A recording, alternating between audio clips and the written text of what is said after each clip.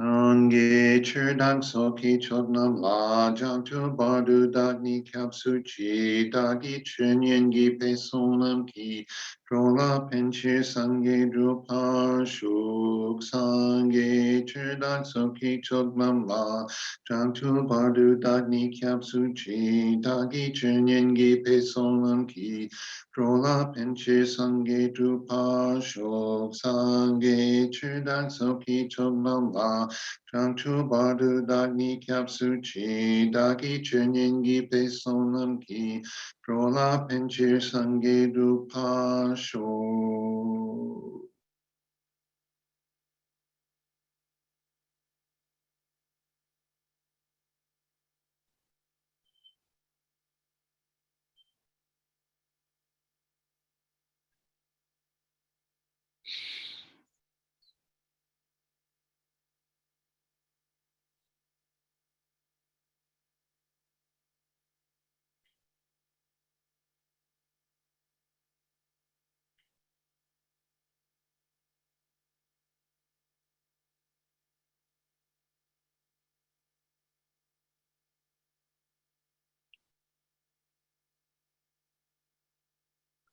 So while the blissful energy of those precious prayers kind of washes over us, let's do a couple of minutes meditation on the breath, just to calm and center our mind.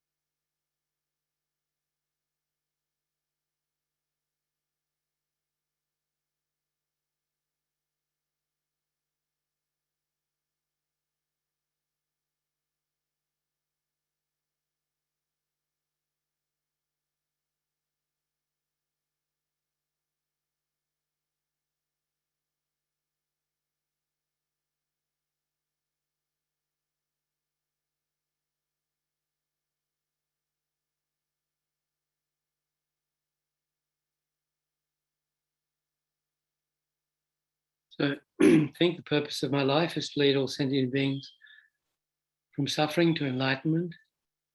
In order to do that, first I have to reach enlightenment myself. That depends upon my realizing the entire path to enlightenment, from guru devotion up to stage of no more learning.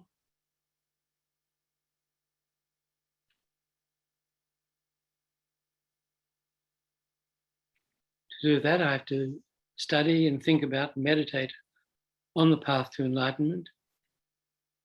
Therefore, I'm going to study the first lamrim text, the first text that arranged all the Buddha's teachings into this step-like format, Atisha's lamp for the path to enlightenment, in order to reach enlightenment for the sake of all sentient beings. So very briefly like that, just generate bodhicitta motivation for this morning's session.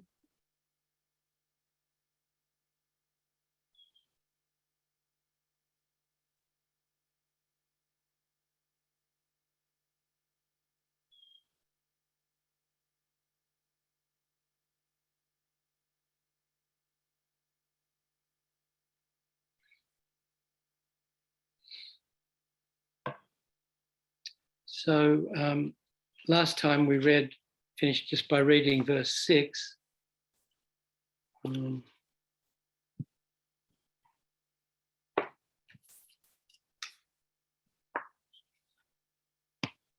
that went for those.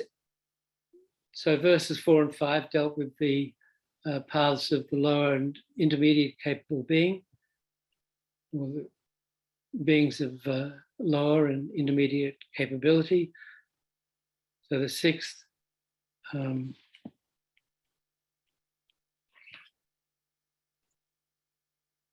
the third, fourth verses dealt with that. The fifth one dealt with the path of the being of greatest capability, persons of supreme capacity. So we read the sixth verse. For those excellent living beings who desire supreme enlightenment, I shall explain the perfect methods taught by the spiritual teachers.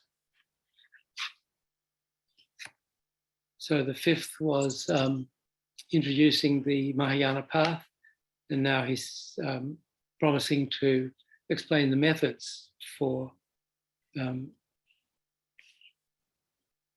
reaching supreme enlightenment for those who want to do that for the sake of all sentient beings. So Khunu Lama Rinpoche, in his commentary, dealt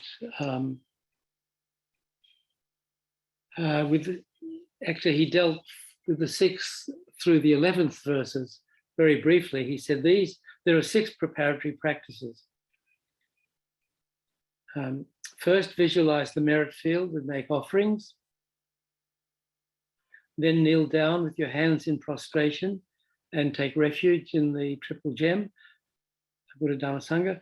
After that, generate love for other sentient beings by thinking of the sufferings of death, old age, sickness, and rebirth, as well as the 3 sufferings and the general sufferings of samsara. In that way, generate bodhicitta. So that was the way Khunu Lama Rinpoche dealt with the 6th through the 11th verses. His Holiness, in his commentary,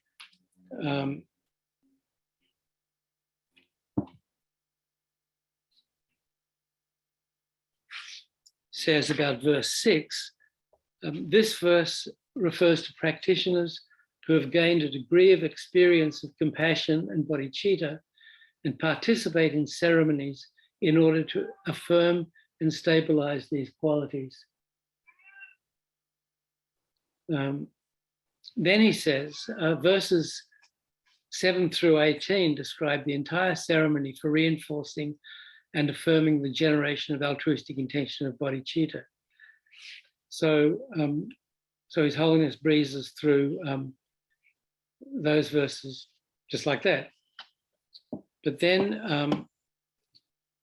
but I'm not going to breeze through them. I'm going to take months. So, so we look at, unfortunately for you, Geshe Sonam Rinchen takes them verse by verse. So we're going to look at his commentary, but what His Holiness does after he just mentions the verses up to 18, which we'll come to eventually, he talks about the importance of bodhicitta. So I mentioned last time these 3 fairly new books by Lama Zopa Rinpoche, one called Bodhicitta. These are all published by Wisdom. And then a book on the 6 perfections. And then this book on the 3rd perfection, patience. So which is basically a commentary on the 6th chapter of Shantideva's Bodhicharyavatara. And now we have a new contender in the field, hot off the press, The Nectar of Bodhicitta, published by a little outfit called Lama Yeshe Wisdom Archive. Motivations for the Awakening Mind, Nectar of Bodhicitta. And so you might have read all the reviews and announcements in all the major newspapers. But this book, in the earlier Kopan courses, mainly in the 70s, Rinpoche used to start by, so he used to basically teach twice a day, from about 9 till 12 in the morning, and then again 4 till 6 in the afternoon.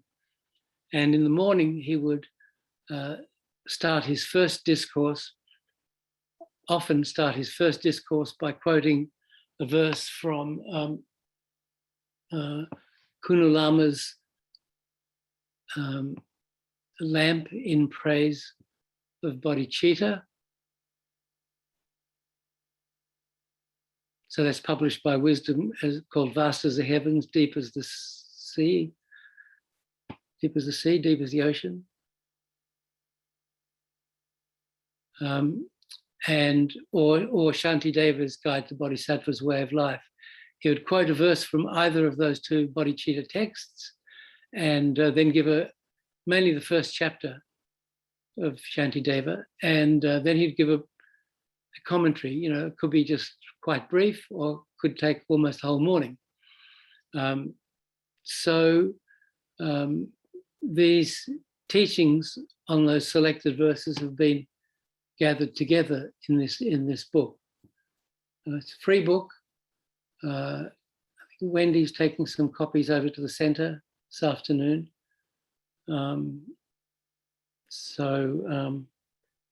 you can get it from the archive, lamayeshe.com. We'll send it to you. You just have to pay the postage.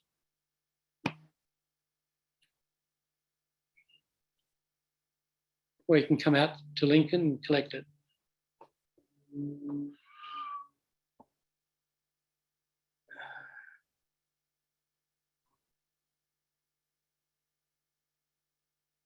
Okay, so after that word from the sponsor, let's see what His Holiness says about the importance of bodhicitta. So this is from Illuminating the Path.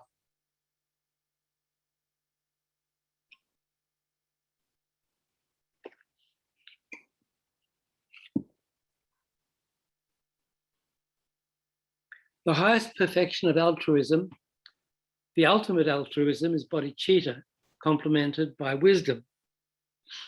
Bodhicitta, the aspiration to bring about the welfare of all sentient beings and to attain Buddhahood for their sake, is really the distilled essence, the squeezed juice of all the Buddha's teachings. Because ultimately, the Buddha's intention is to lead all sentient beings to perfect enlightenment, complete omniscience.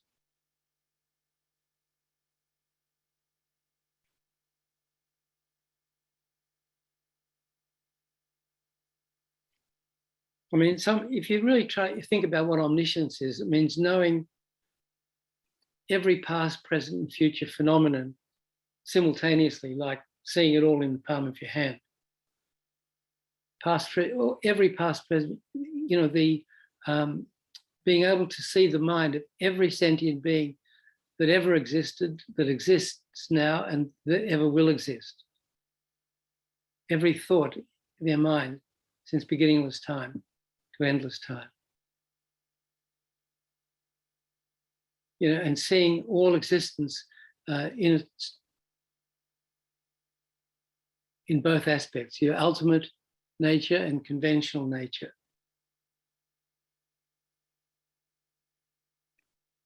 I mean, you can't even imagine what kind of mind that is, but that's what we're heading for.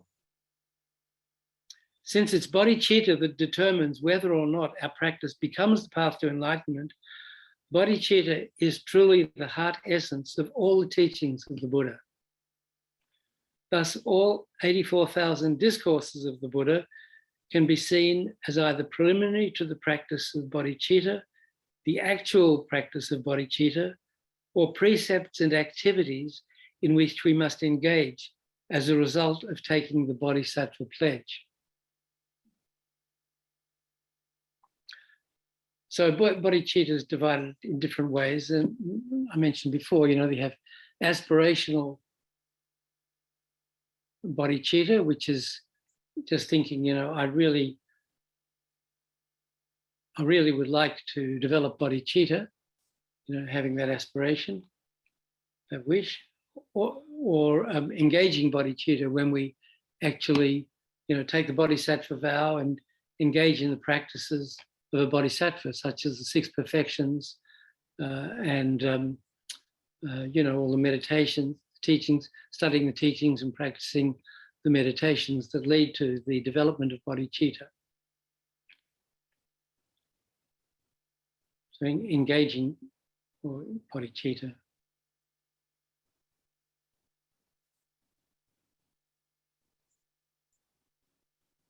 So it's like, wishing to go to some other country, or then actually buying a ticket, getting on the plane and going to that country.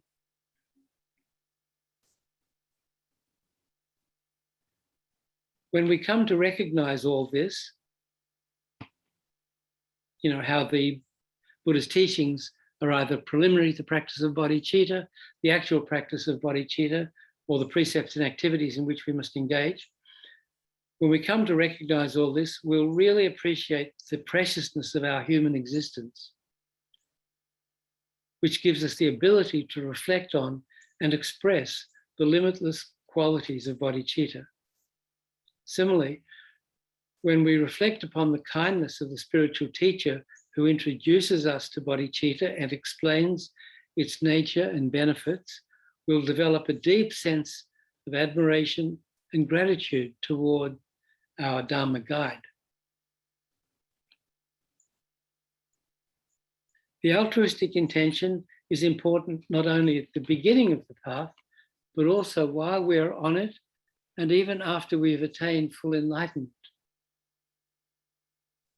Like I said last week, when we attain enlightenment, that's the end of a particular path for us, but really the beginning of the rest of our lives. As an enlightened being, as a Buddha, then because of our bodhicitta motivation, because we became enlightened, because we were determined to reach enlightenment in order to enlighten all sentient beings, then when we get enlightened, then we have to spend all our time trying to enlighten all sentient beings.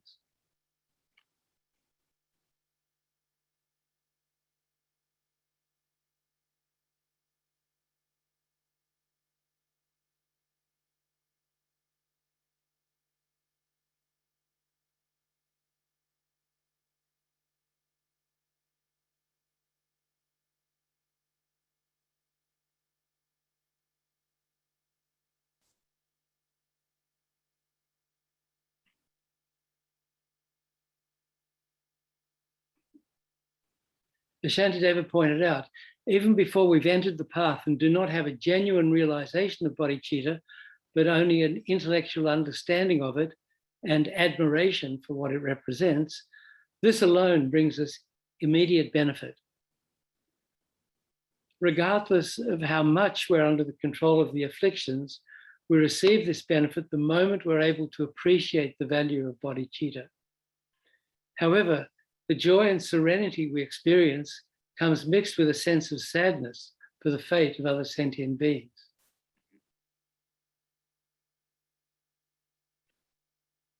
On the path, the practice of bodhicitta helps expedite our accumulation of merit. It also serves as the basis for the successful development of all the subsequent practices. It's like an all-in-one method, enabling us to purify quickly all our accumulated negative karmic imprints. Finally, when we become Buddha, it's bodhicitta that sustains the never-ending continuity of our enlightened activity dedicated to the welfare of all sentient beings. Reflecting on this, we'll truly appreciate the importance of bodhicitta, which benefits us at all stages of our spiritual path, and we'll truly appreciate and we'll clearly understand why it's compared to a wish-granting jewel.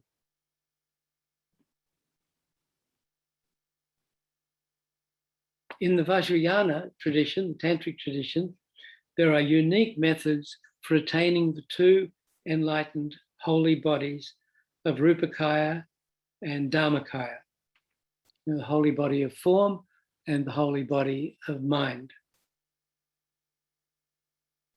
The main method for attaining Rupakaya, the Buddha body of form, is the perfection of skillful means, the method aspect of the path. So this primarily refers to the altruistic intention to attain Buddhahood for the benefit of all sentient beings, particularly the intention to attain the form body of a Buddha in order to benefit and serve others. Without this aspiration, we cannot realize the full profundity of the Vajrayana path in cultivating the conditions for attaining the Rupakaya.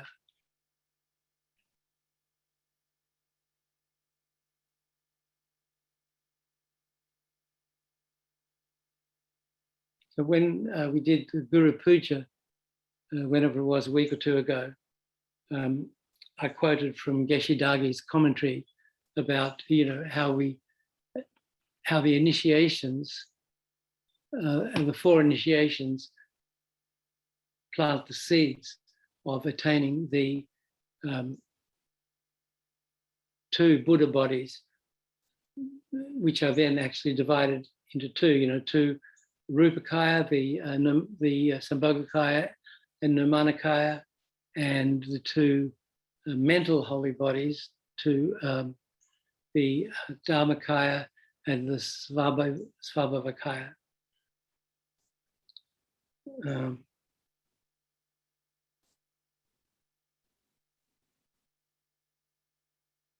So any of those bodies can only be attained through doing the practices motivated by bodhicitta.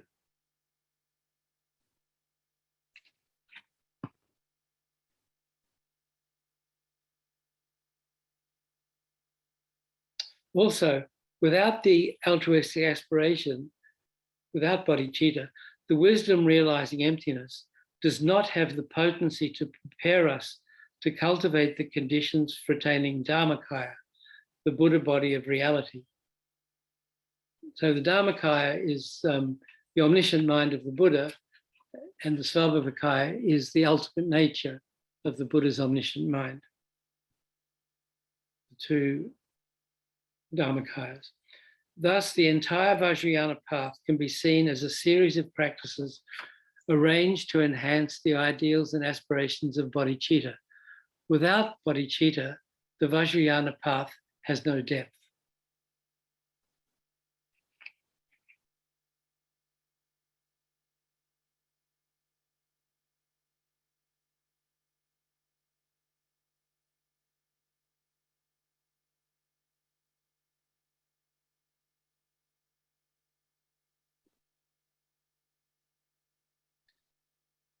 So the Buddha bodies, the Manakaya, the transformation or manifestation body of the Buddha, like Shakyamuni Buddha, or the Sambhogakaya, which exists in Pure Land and gives teachings to Arya higher bodhisattvas on the 8th, 9th, and 10th level.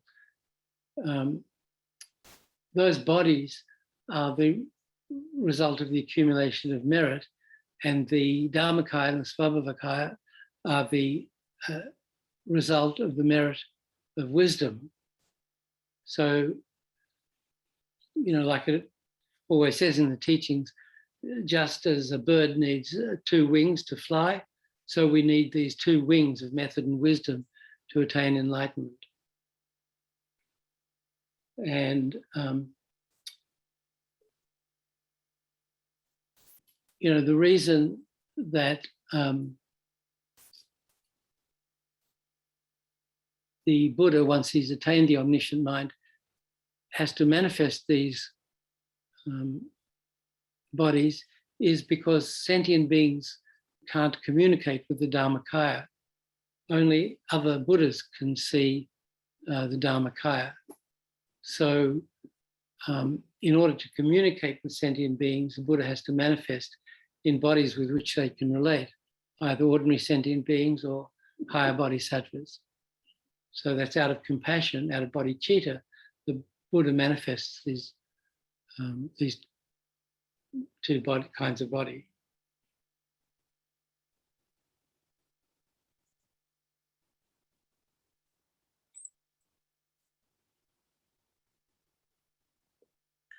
Leaving aside the issue of Buddhism or religious faith,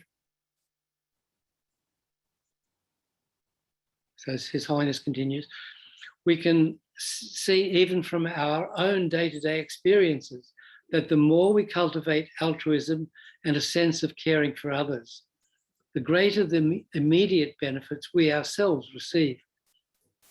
Not only do we sleep better at night, but also, so that's, bodhicitta as sedative, the actions we create become more positive, constructive, and virtuous.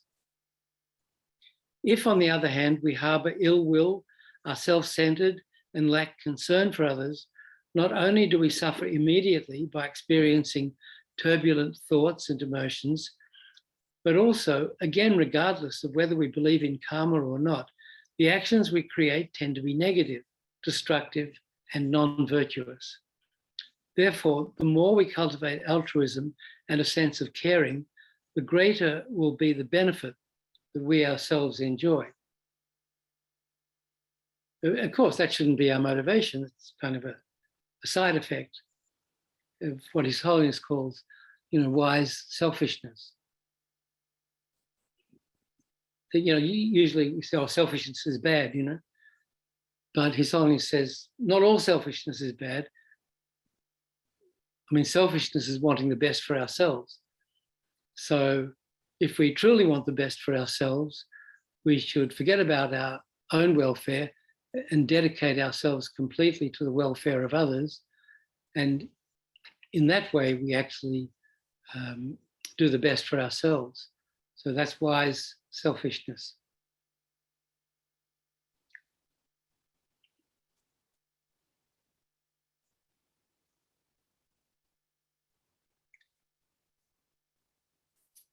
Neither is this phenomenon confined to the human realm. Affection and a sense of caring also display a role in the animal kingdom. Animals that are cruel and aggressive seem to get ostracized from the social group, while those that are more accommodating and gentle tend to be much more accepted.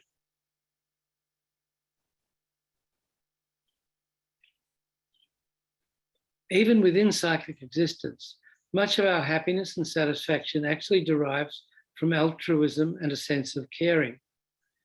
These qualities offer us unlimited benefit, even in everyday life. Therefore, we should share the sentiments expressed by Shantideva in his Guide to the Bodhisattva's Way of Life, where he stated that should we wish to be of service to and utilized by all other sentient beings, just as are the earth, mountains, and trees. He stated that we should wish to be of service to and utilized by other sentient beings, just as are the earth, mountains, and trees. When we think about altruism in such depth, we'll realize that independent self-interest, the interests of the individual I, are totally meaningless, and will truly understand what Shantideva meant in that beautiful verse toward the end of his guide, which I quoted before, but will mention again. And, His Holiness often, if not always, ends his teachings with this. Often at the end of a teaching or during a teaching, he'll give the Bodhisattva vows, and he'll have us repeat 3 times. For as long, and he often finishes teachings with this also, for as long as space exists, for as long as sentient beings remain, until then may I too remain and dispel the miseries of the world. So, if we can make that aspirational wish every day, that would be a great thing.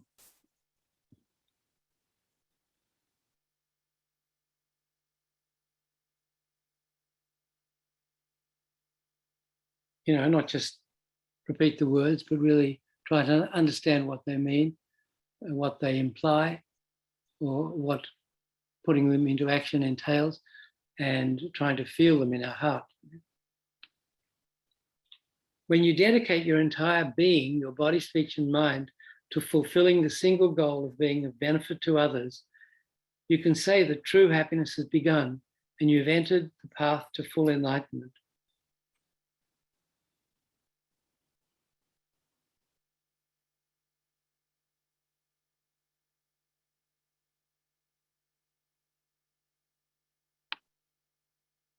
So we see, our own Bodhisattva, Bob, there every 6 o'clock every evening. Bob is there doing prayers for the pandemic, after Geshe-la wasn't able to do it. And, that's incredible dedication to the welfare of others and putting others before himself. So, I only wish I had that thought. Well, it's a good wish. It's really admirable, and thank you for doing that, Bob. You'll also appreciate the sentiments expressed by Atisha Dipamkara when he said, so his Indian name, I don't know if it's his monk's name, Dipamkara Shrijnana. I'm not sure how it translates. Shrijnana is sort of magnificent wisdom. Dipamkara has something to do with light. Okay, somebody's homework, look it up. You'll also appreciate the sentiments expressed by Atisha Dipamkara when he said that you should not become discouraged even if you spend eons pursuing the practice of the 2 bodhicittas, the conventional bodhicitta of the altruistic intention and the ultimate bodhicitta of the realization of emptiness.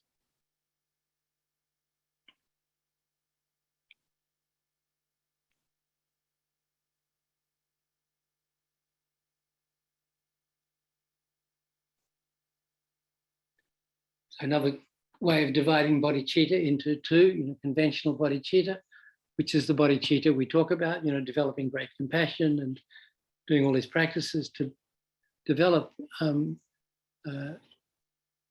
bodhicitta to greater and greater extent, as we progress through the 10 bodhisattva stages. And ultimate bodhicitta, which is a realization of emptiness combined with the bodhicitta motivation.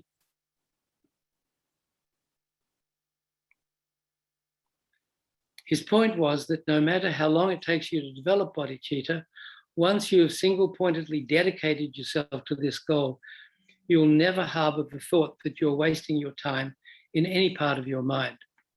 Bodhicitta is the sole pursuit in which you should engage.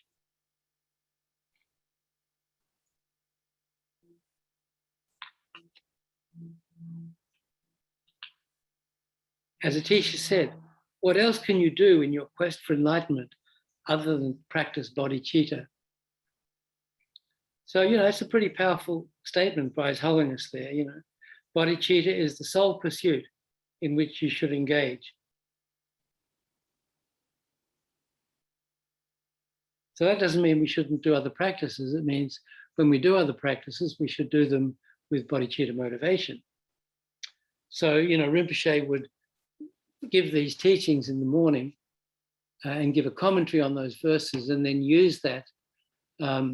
So the subtitle is Motivations for the Awakening Mind.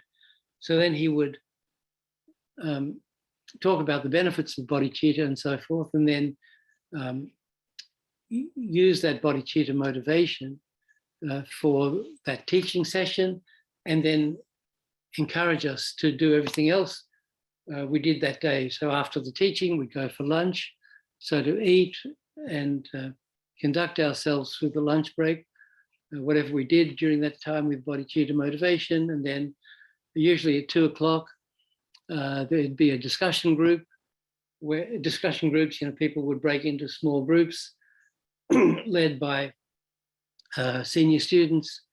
And so that should be done with bodhicitta. And then Rinpoche would give his next discourse, 4 o'clock, with bodhicitta. And then we have a break in the evening for dinner, or the last half of the course, we would take 8 Mahayana precepts. We didn't eat in the evening, so we just have some tea or coffee or something then.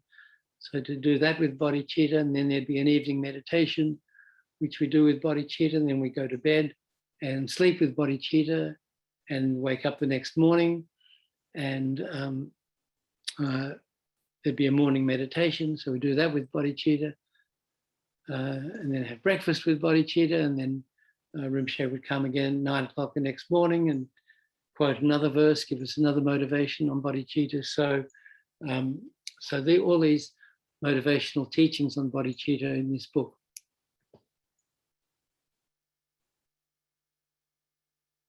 As Atisha said, what else can you do in your quest for enlightenment other than practice bodhicitta?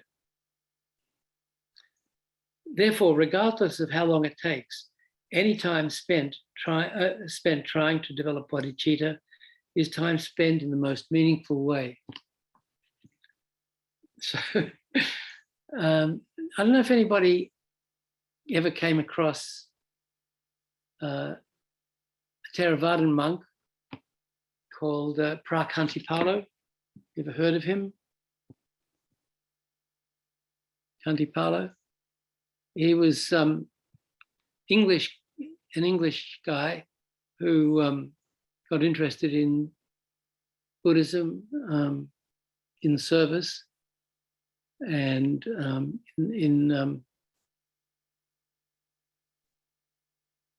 he was in the British Army, I think. Might have been in Suez in 56. And he got a book on Buddhism or something like that. He passed away recently, in his 80s.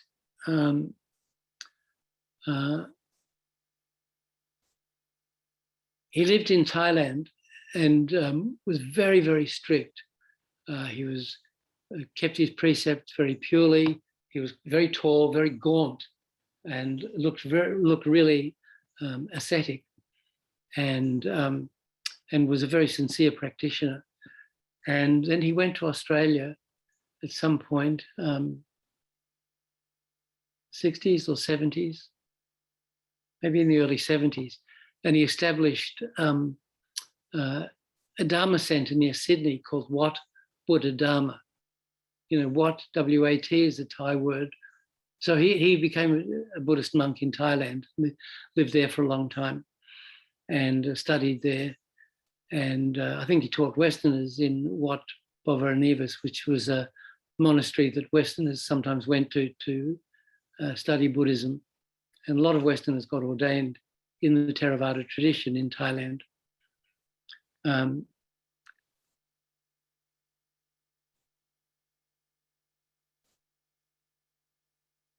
So he established this Wat Buddha Dharma actually it was an area, it was a town called Wiseman's Ferry, which when you think of it, Wise Man's Ferry, it's like, the boat across the ocean of samsara to liberation's shore.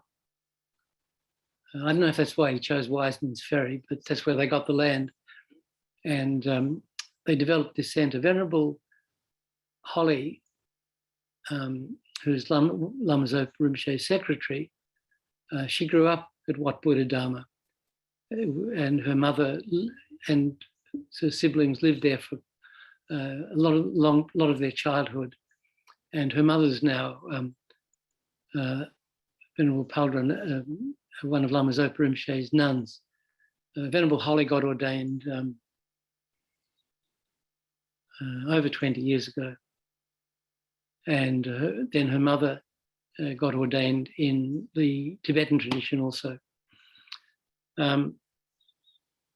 So they stayed there with Kanti Palo, studying with him, as a lot of people did. And so when Lama Yeshe and Lama Zopa Rinpoche made their first trip to Australia in '74, it was the first Kopan style lamrim course outside of Nepal. And some people, they found some land in Queensland and put up a tent and built a little house for the lamas to stay in.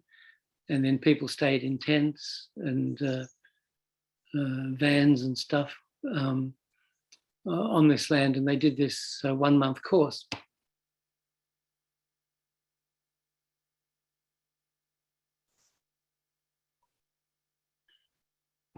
So Kanti Palo had a student called Ilse Lederman.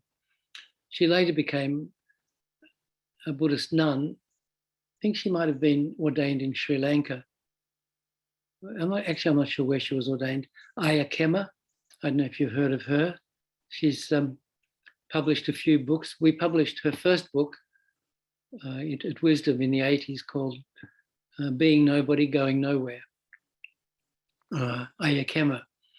So she and her husband, Gert, they had a farm in Queensland, not far from where this meditation course was being held, an organic farm called Shalom. They were Jewish. And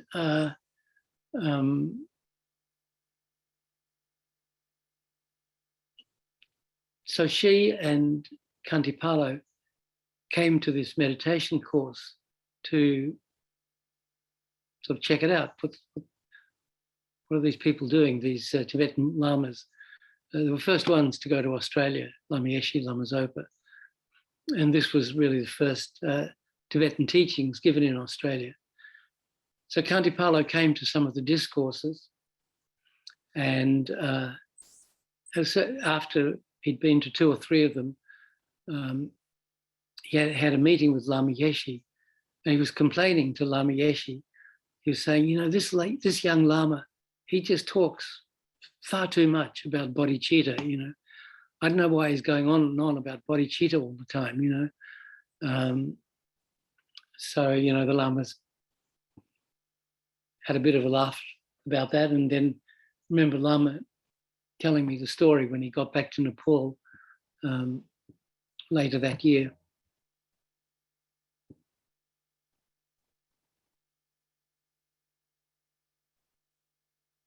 So at the end of that course, the lamas were offered some land nearby at Udlo to start a centre in Australia.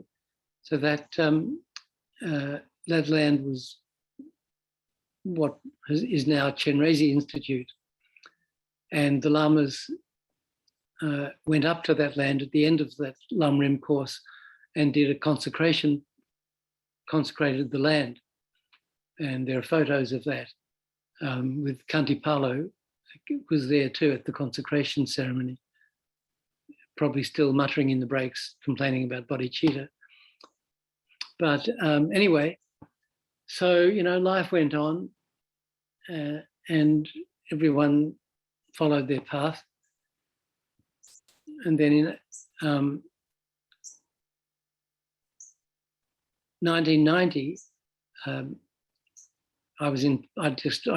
arrived in Boston in '89 with Wisdom Publications, and at that time I was staying with Tim McNeil, who took over as director of Wisdom from me, and Bob Farmer in their house on Chestnut Hill Avenue, and a big house, and I was staying there. I stayed there for about my first year in Boston, and so I was at Wisdom in the office one day in the early 90s, and I got a phone call saying, "Oh, hello, Nick. I don't know if you remember me. It's Lawrence Mills. You probably remember me as Kanti Palo." And I was saying, "Yeah, of course I remember you. I have a nice photo of me with him at Chenrezig Institute in '75, actually, when we were both monks." But so he said that he disrobed some years ago, and he'd been in New Hampshire, and he'd got involved in Tibetan Buddhism, and he'd been studying with Chogyal Namkhe Norbu Rinpoche, who was a big Dzogchen master. So, so he said, he prefaced that with "You probably won't believe this, but," and he said, "Look, I'm coming through Boston, and I need a place to stay. So I was wondering if I could stay with you." So as it happened that time, the room I was staying in, Bob Farmer was renovating his house. They had this big room in the back, which actually where Lama Zopa Rinpoche gave some teachings. And it was a teaching there in '89, the previous year, that Rinpoche had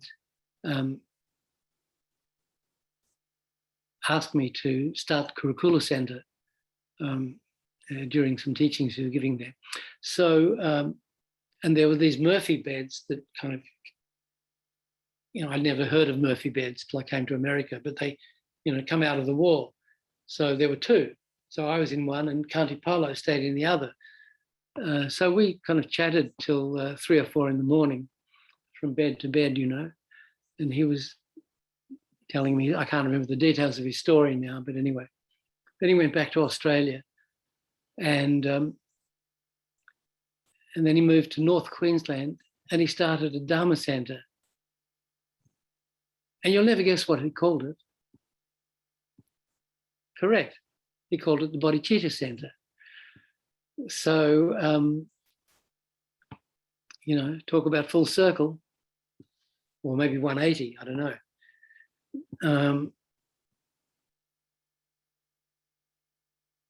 So, that's the power of bodhicitta. Converted this hardcore Theravada monk into a Dzogchen practitioner, and who founded the Bodhicitta Center.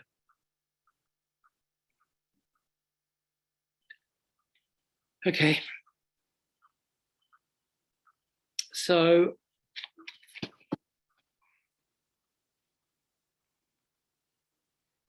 regardless of how long it takes, any time spent trying to develop bodhicitta is time spent in the most meaningful way. When you're happy and things are going well, you should practice bodhicitta, because it will protect you from becoming inflated with ego and from disparaging or insulting others. When you're suffering and facing adversity or misfortune, you should also practice bodhicitta, because it will protect you from losing hope and feeling depressed. As long as you're alive, you should practice bodhicitta, because it will make your existence meaningful and full of purpose. Even when you're dying, you should still practice bodhicitta because it's the one thing that will never deceive you or let you down. So, Khunu Lama's book, In Praise of Bodhicitta, has all these verses extolling the virtues of bodhicitta in similar ways. And in fact, Lama Zopa Rinpoche has just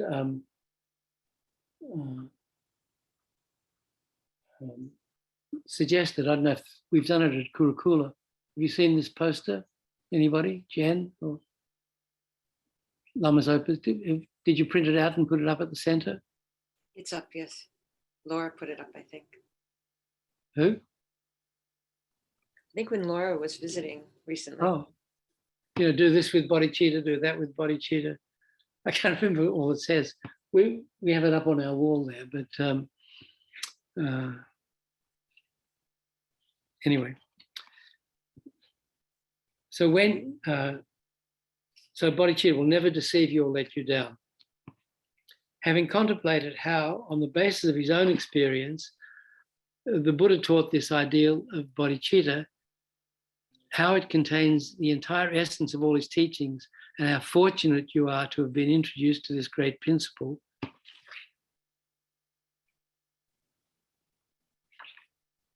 So having contemplated how, on the basis of his own experience, the Buddha taught this ideal,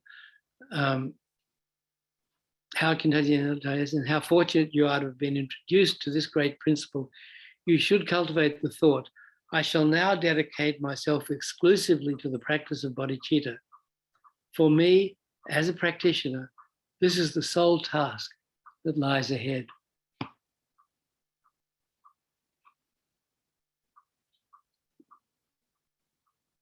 So, studying teachings on emptiness is fantastic, but they can be quite hard to understand, and especially trying to identify the object of refutation, the self-existent I, this what it is that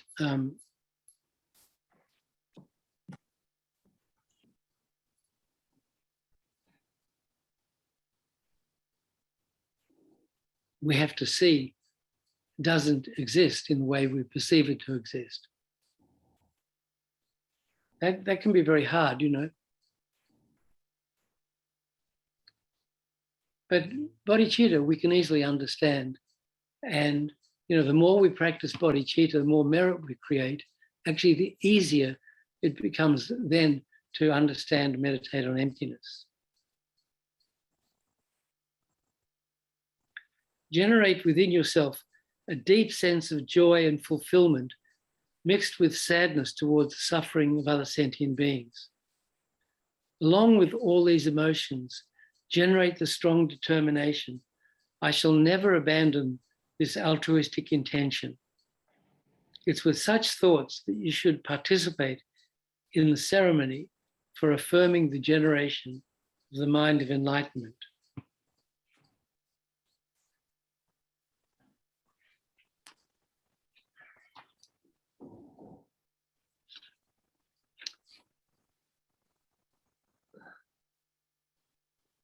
So that's what His Holiness says after verse 18. So we'll just put that aside for a moment and look at what Geshe Sonam Rinchen has to say about verse 6.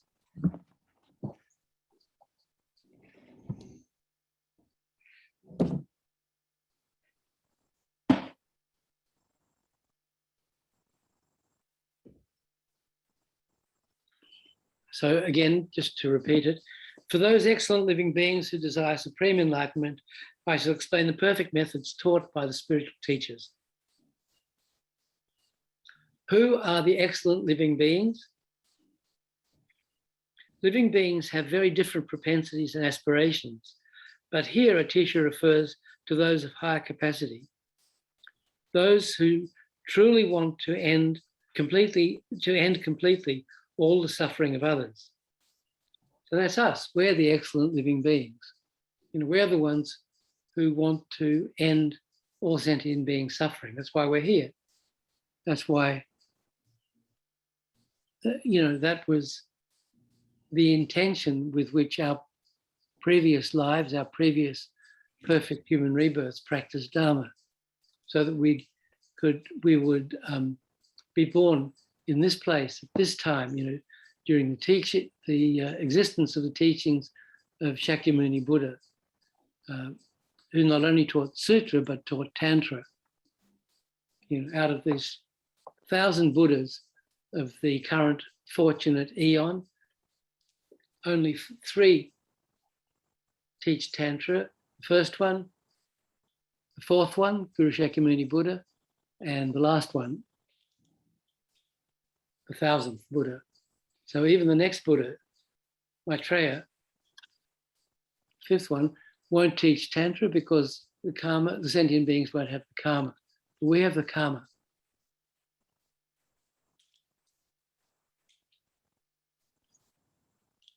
So like Song Rinpoche said, one time he was giving initiation, and during a preliminary teaching, somebody asked, I don't know that I should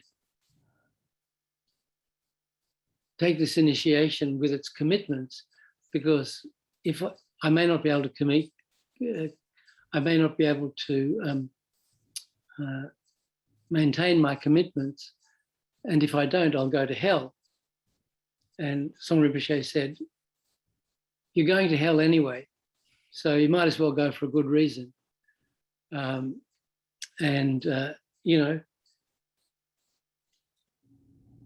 if that will be our destination because we took initiations and didn't practice properly, still by having created those imprints, we find ourselves in this present life, enjoying the teachings of a Buddha who taught Tantra. So we should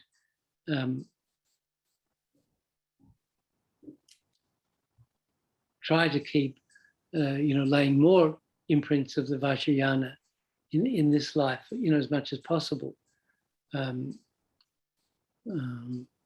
because it will benefit our future lives. And even if we are reborn in the lower realms, our stay there will be much shorter, than it otherwise would have been.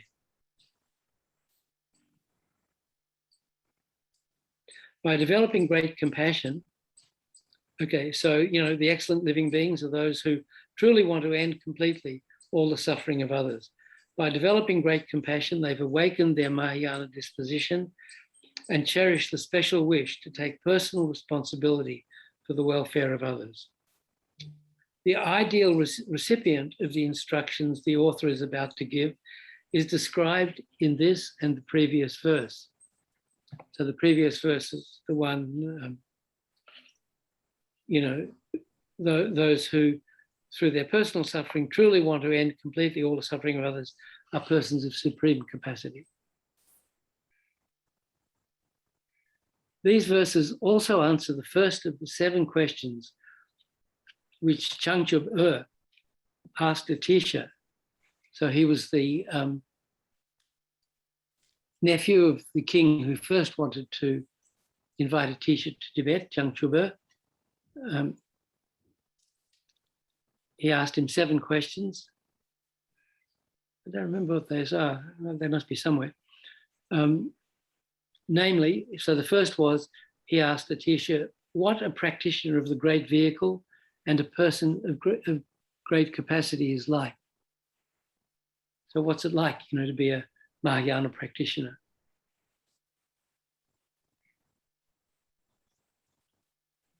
So then Geshe Sonam Rinchen says, 3 kinds of enlightenment are possible: the liberation of a hearer, Shravaka, of a solitary realizer, and the supreme and unsurpassable enlightenment of the great vehicle.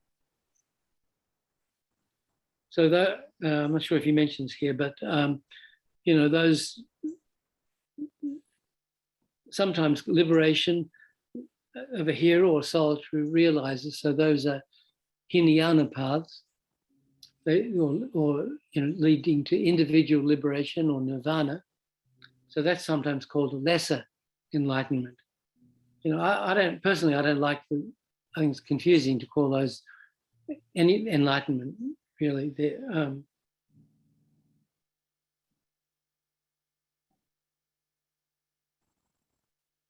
anyway, what do I know?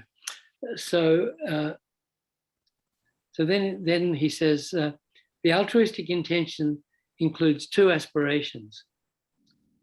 That for others' well-being is expressed by the words, truly want to end completely all the suffering of others. So that's in verse 5. So that's one aspiration, wanting to end the suffering of others. So that's how we always start these sessions, isn't it? Purpose of my life is to free all sentient beings from suffering. This aspiration is the result of recognizing all living beings as our mothers, remembering their kindness, gratefully wishing to repay their kindness, developing the affection which sees them all as lovable. It can be hard. Arousing great compassion and subsequently making the special wish, or, you know, the laksam, the extraordinary aspiration. So there he's talking about, you know, right? The 6 causes. So one of the methods of developing bodhicitta is the 7-fold cause and effect meditation. So there are 6 causes and 1 effect. The effect is bodhicitta. So, you know, we recognize all sentient beings as our mother, remember their kindness, gratefully wish to repay their kindness, developing great love, great compassion, and the extraordinary extension that I myself take responsibility for leading all sentient beings to enlightenment. You know, all these countless, infinite previous Buddhas haven't been able to do it. I guess it's up to me. So because look how many infinite, countless, you know, innumerable sentient beings are still suffering in the 6 realms. So I myself will lead them to enlightenment. So then comes a thought, well, hang on.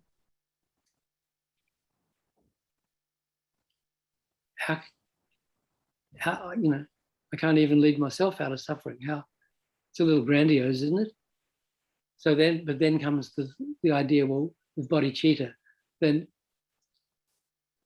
how am I going to fulfill this wish? By becoming enlightened. So in order to lead sentient beings to enlightenment, I have to become enlightened myself. That thought is bodhicitta. You know, the determination to reach enlightenment for the sake of all sentient beings.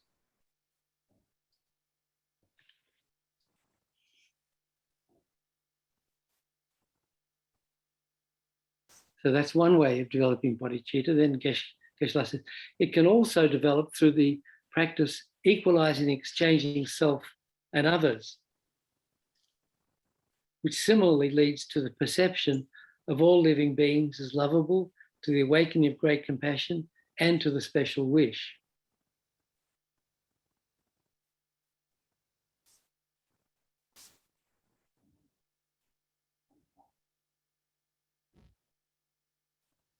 Accompanying this concern for others is the personal aspiration for enlightenment, the fulfillment of one's highest potential.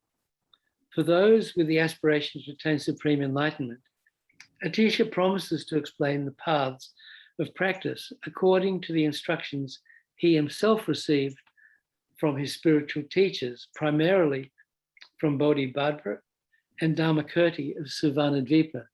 So ages ago, you know, we talked about how Atisha went to Sumatra.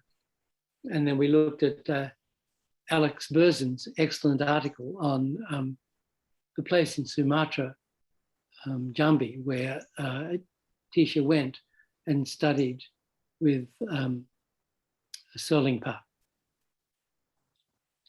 or also known as Dharmakirti and Suvarnadvipa.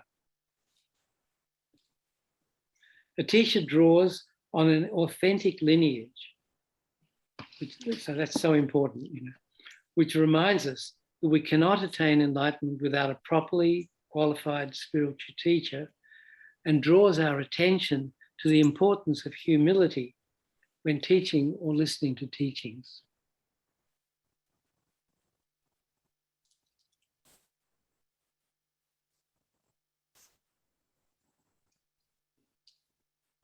The Buddha's teaching is a message which has been passed from one person to another as part of a living tradition.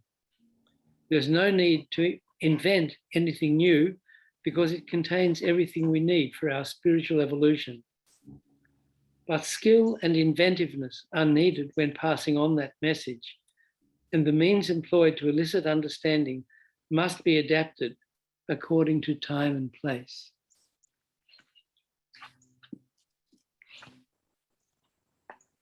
The perfect methods,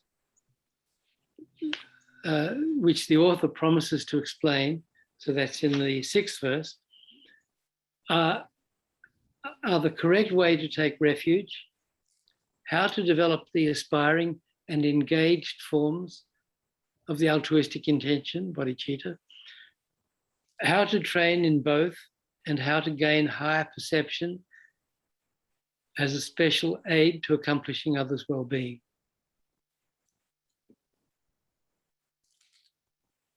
He also explains how to combine skillful means and wisdom as found in the practice of both Sutra and Tantra in order to complete the great stores of merit and insight.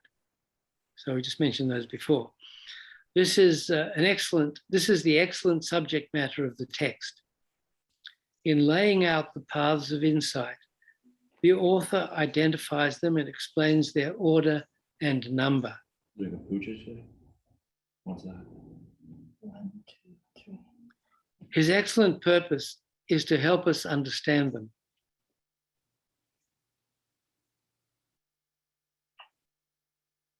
The words of the lamp are deceptively simple, but each verse has profound meaning. We often say, well, I've read that, now what am I supposed to do?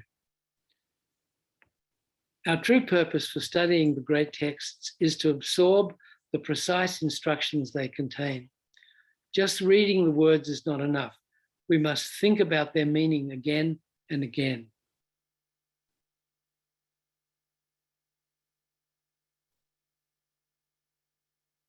The teachings are meant to be taken personally. So, we talk about Kadam tradition that was started by the followers of teacher, Dom Tomba and the Kadampa Geshis. Kadam means, taking the teachings that we receive from the holy mouth of our teacher as personal instruction. Even if the teaching is, a gathering of 200 disciples or 2,000 disciples, we should listen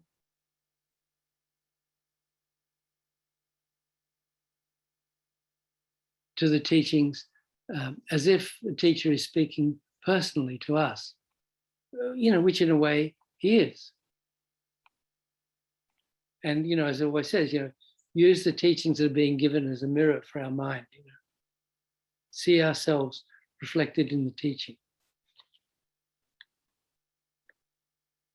Our real concern is not whether others aspire to enlightenment, but whether we wish to become enlightened ourselves.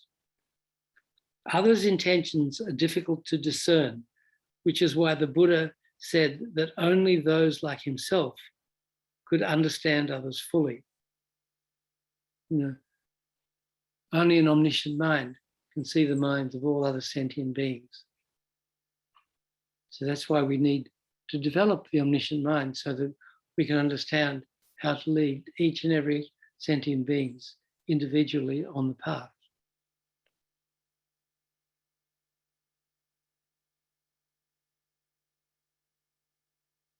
Ordinary people cannot understand the minds of others and are in danger of making grave misjudgments. Since we don't know who has profound insights, it's best to cultivate pure perception of all living beings. This doesn't necessarily involve seeing them as Buddhas. When we concentrate on their good qualities, our attention does not dwell on their faults. Of course, there are situations when, for certain well-motivated reason, we need to be aware of others' faults and weaknesses. However, our birth in an impure world where we constantly hear bad news of disasters and misery, sounds familiar, our many impure experiences and our tendency to see only the impure aspect of everything result from our habit of impure thought and from watching cable news. That's not in the text. Since we want happiness, we must seek out the causes that can produce it and avoid those that won't. Shoeshine boys in an Indian city watch all the feet that pass them.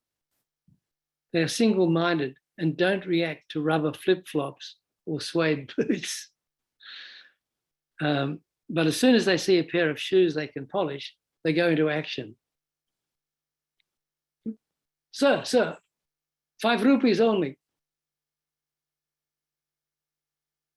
If we want liberation, we must be similarly determined and constantly watchful for what will help us.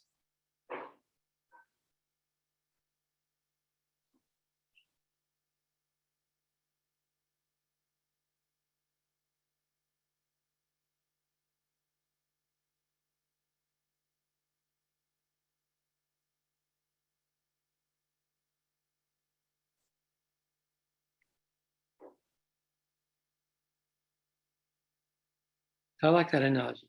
Shoeshine boys in an Indian city watch all the feet that pass them. They're single-minded and don't react to rubber flip-flops or suede boots. But as soon as they see a pair of shoes they can polish, they go into action. If we want liberation, we must be similarly determined and constantly watchful for what will help us.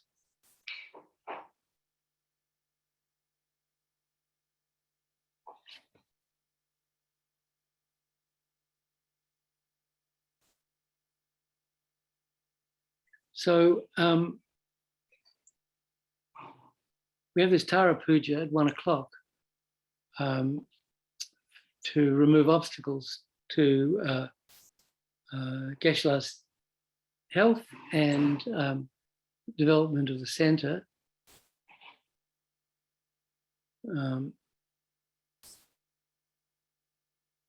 I'll say development of the center, I won't say survival. Don't think things are that bad yet. So there's this Tara Puja at 1 o'clock. So I think maybe to give you time to have lunch and get organized, because it'd be good to attend that.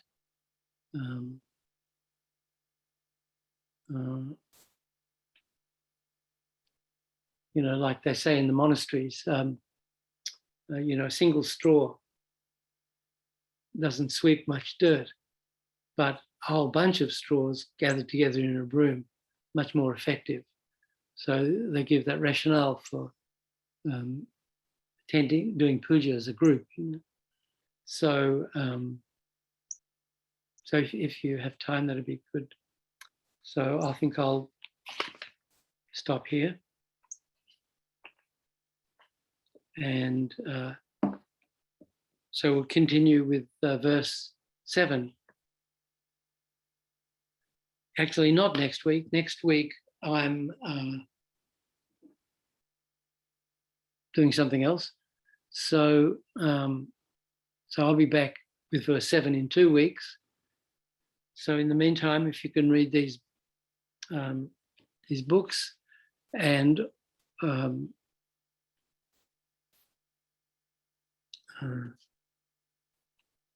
also this book, if you don't want a hard copy, you can read the book online or get an ebook already of Nectar of Bodhicitta.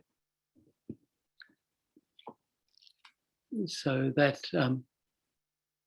they're really wonderful teachings by Lama Zopa Rinpoche. So get you in the mood for 2 weeks' time.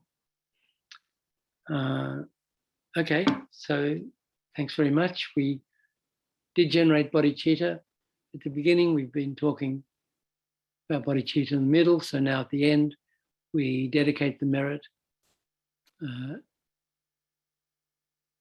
so that we could attain the 2 Buddha bodies in order to best serve all sentient beings.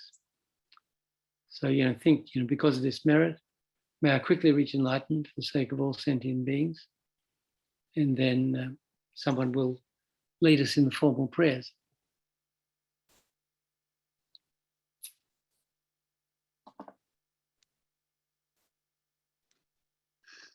Saji perki chukching ni tok tram ri rab ding jini de gyen pa de sange jing du ming ten uwa gi drokun nam dak jing la chir par shuk jetsun la me kutse rap ten ching nam ka trin le chok chur gi pa dang lo sang ten pe dren me sasung gi dro we mun sal tak tu ne gyur chig yedam puru rak nam dalakam niryatayami.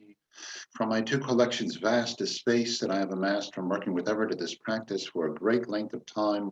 May I become the chief leading Buddha for all those whose mind's wisdom eye is blinded by ignorance. Even if I do not reach this state, may I be held in your loving compassion for all my lives, Manjushri. May I find the best of complete graded paths of the teachings, and may I please all the Buddhas by practicing. Using skillful means drawn by the strong force of compassion, may I clear the darkness from the minds of all beings with the points of the path as I have discerned them. May I uphold the Buddha's teachings for a very long time. With my heart going out with great compassion in whatever direction the most precious teachings have not yet spread or once spread have declined, may I reveal this treasure of happiness and aid. May the minds of those who wish for liberation be granted bounteous peace, and the Buddha's deeds be nourished for a long time. By even this graded course to enlightenment completed due to the wondrous virtuous conduct of the Buddhas and their children. May all human and non-human beings who eliminate adversity and make things conducive for practicing the excellent paths never be parted in any of their lives from the purest path praised by the Buddhas. Whenever someone makes an effort to act in accordance with the 10-fold Mahayana virtuous practices, may they always be assisted by the mighty ones, and may oceans of prosperity spread everywhere. In that snow mountain encircled land, source of every benefit and joy, may Lord Tenzin Gyatso Chenrezig remain in life till samsara's end. Savior of the snowland teachings and transmigratory beings who extensively clarifies the path that unifies emptiness and compassion, to the lotus in the hand, Lord Tenzin Gyatso, I beseech, may all your holy wishes be fulfilled. You who uphold the subduer's moral way, who serve as a bountiful bearer of all, sustaining, preserving, and spreading Mahayana's victorious doctrine, who masterfully accomplishes magnificent prayers honoring the 3 jewels, Savior of myself and others, your disciples, please, please live long.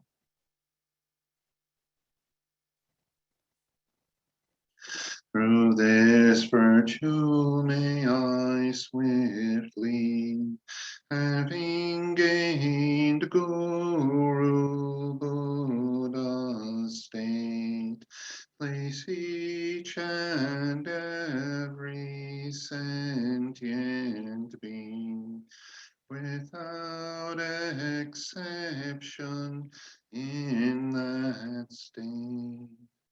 Precious Supreme Bodhi mind, may it where unborn arise, and where born never decline, but increase forevermore. Igmate se we ter chen chen rezik, remake in pei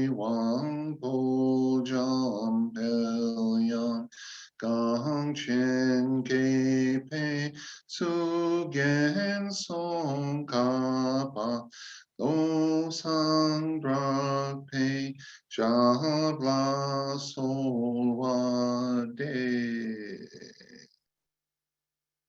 Thank you, Nick. Okay, everyone. Thanks again. Remember, Nectar of Body Cheetah.